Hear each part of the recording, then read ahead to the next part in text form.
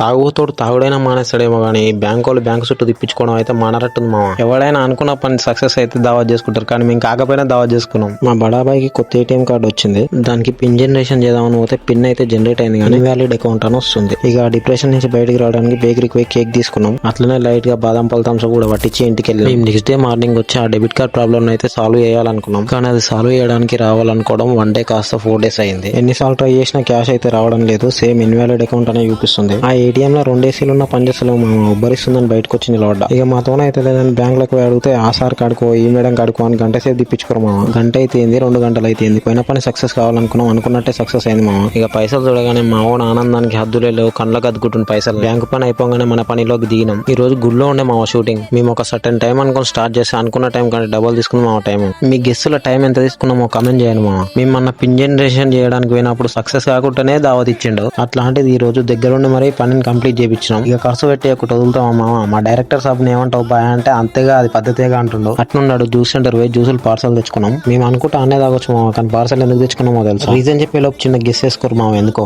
ఆనే తాగితే ఒకటే గ్లాస్ వస్తుంది మామ. అదే పార్సల్ తెచ్చుకొని తాగితే డబల్ వస్తుంది. ఈ రోజుకైతే తింటే మామ. సబ్స్క్రైబ్ చేసుకొని పెట్టుకోండి. రేపు ఇంకో వ్లాగ్ తో మళ్ళీ కలుద్దాం.